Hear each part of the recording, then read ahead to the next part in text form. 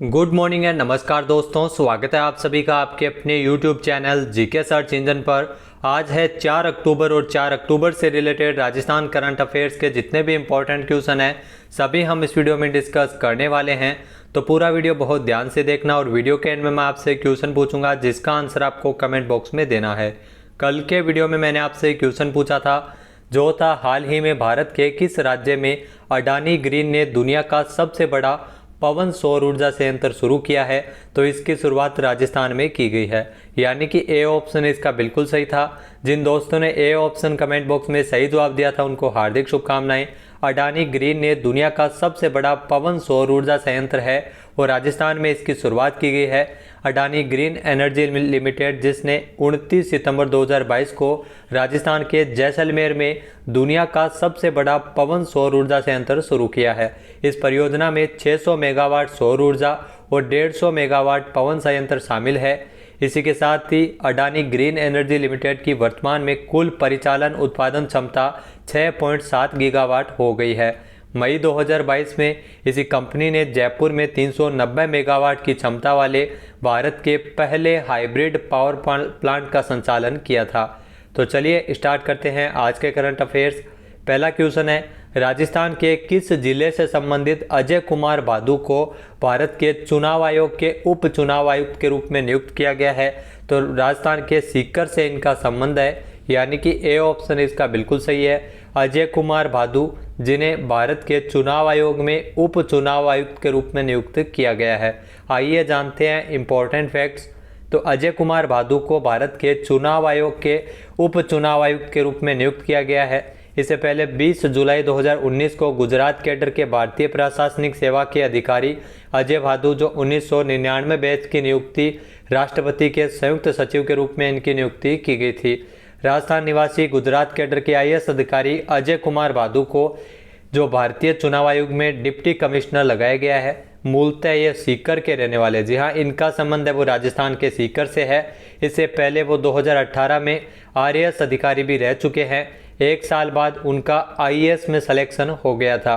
इनका कार्यकाल पूर्व राष्ट्रपति रामनाथ कोविंद के कार्यकाल के साथ ही समाप्त होना था, लेकिन उन्हें 2 महीने का सेवा विस्तार दिया गया था। भारतीय प्रशासनिक सेवा के अधिकारी अजय कुमार भादु जिनको 24 जुलाई 2024 तक इस पद पर नियुक्त किया गया है। मंत्री राजनाथ सिंह ने राजस्थान में हल्के लड़ाकू हेलीकॉप्टर प्रचंड से किस एयरबेस स्टेशन से उड़ान भरी है।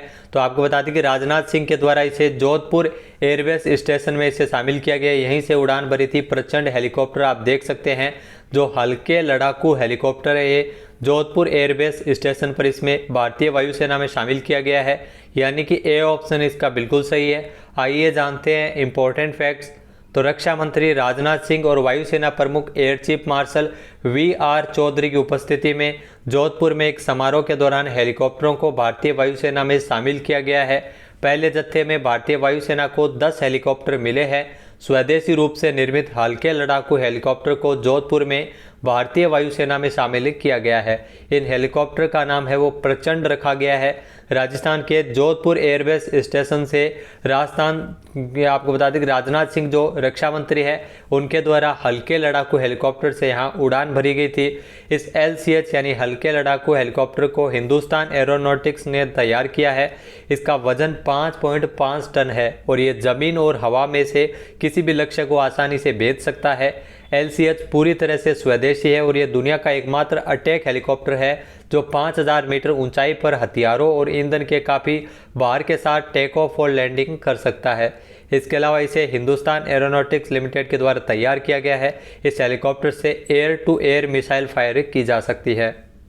नेक्स्ट क्वेश्चन है, हाल ही में राजस्थान की कितनी हस्तियों को राजस्थान रत्न अवार्ड दिए जाने की घोषणा की गई है। तो मोस्ट इंपॉर्टेंट क्वेश्चन है, आपको बता दें कि राजस्थान में 6 हस्तियों को राजस्थान रत्न अवार्ड दिए जाने की घोषणा की गई है, यानी कि सी ऑप्शन इसका बिल्कुल सही है। आइए जानते हैं इंपॉर्टेंट फैक्ट्स।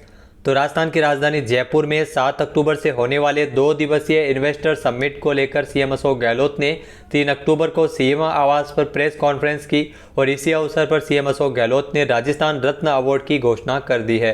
राजस्थान की आपको बता दें कि जो राजस्थान रत्न अवार्ड है वो 6 हस्तियों को दिया जाएगा।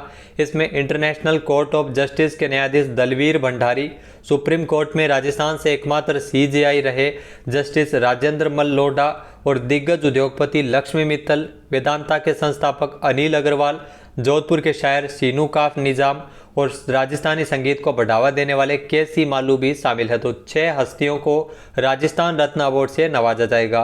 राजस्थान रत्न अवार्ड तो प्रदेश की जानी मानी हस्तियों को दिया जाने वाला सर्वोच्च पुरस्कार है और इसकी शुरुआत 2012 में की गई थी। नेक्स्ट है, हाल ही में राजस्थान में इन्वेस्ट राजस्थान समिट का आयोजन कब से होने जा रहा है।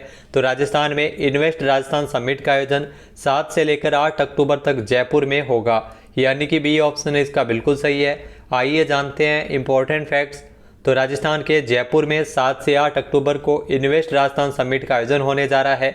सीएम अशोक गहलोत ने आयोजित होने वाले इन्वेस्ट राजस्थान समिट के तहत ही 11 लाख करोड़ रुपए के निवेश के लिए 4192 एमओयू साइन होने की बात कही है। इस दौरान उन्होंने अन्य राज्यों में होने वाले एमओयू की तुलना करते हुए राजस्थान में 40% एमओयू व धरातल पर उतर चुके, यानी कार्य इस पर प्रारंभ हो चुका है।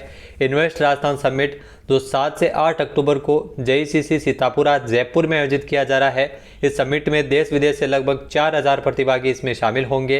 इस समिट की थीम रखी गई है कमिटेड डिलीवर्ड, यानी इस थीम पर इन्वेस्ट राजस्थान समिट का आयोजन 7 से लेकर 8 अक्टूबर तक किया जा रहा है।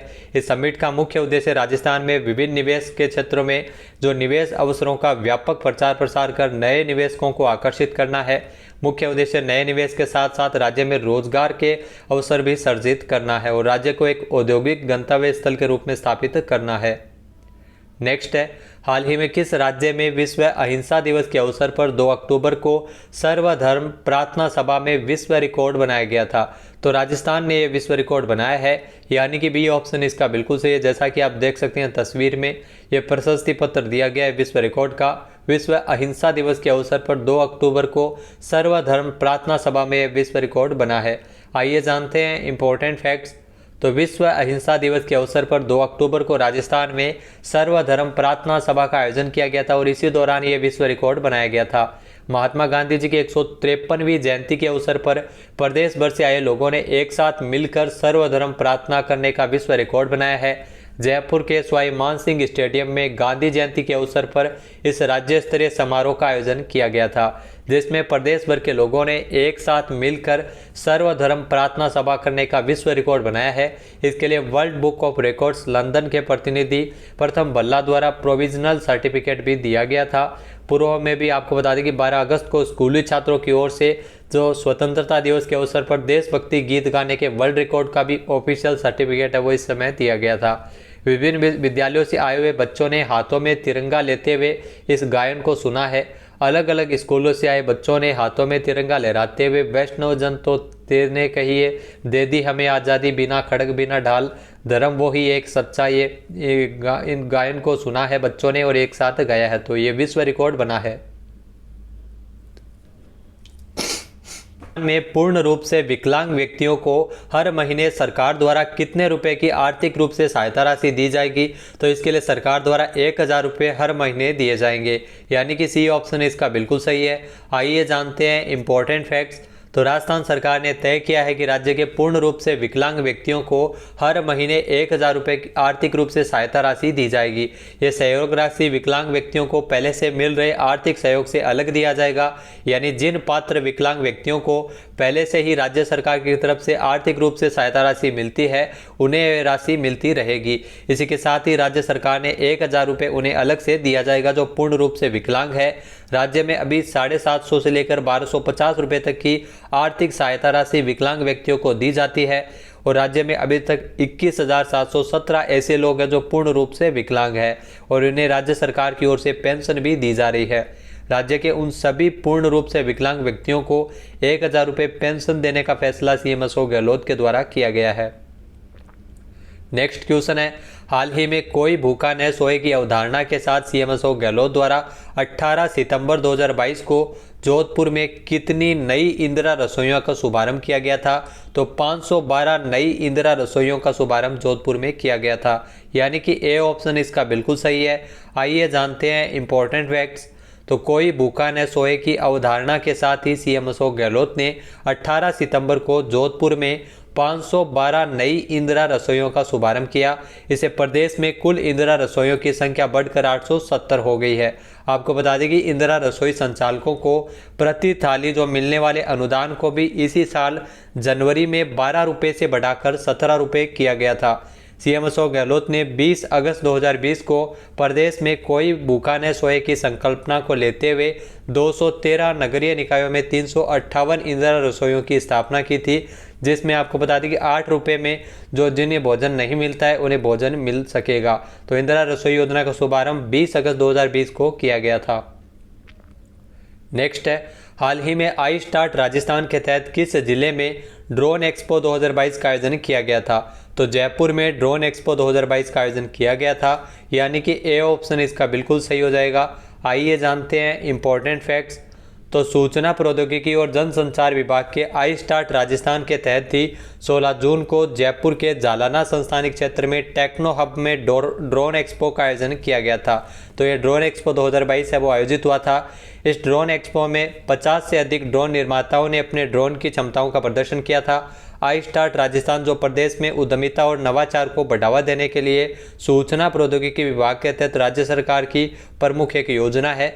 वर्तमान में 1700 से अधिक स्टार्टअप है वो पंजीकृत है और 200 स्टार्टअप है वो इंक्यूबेट है।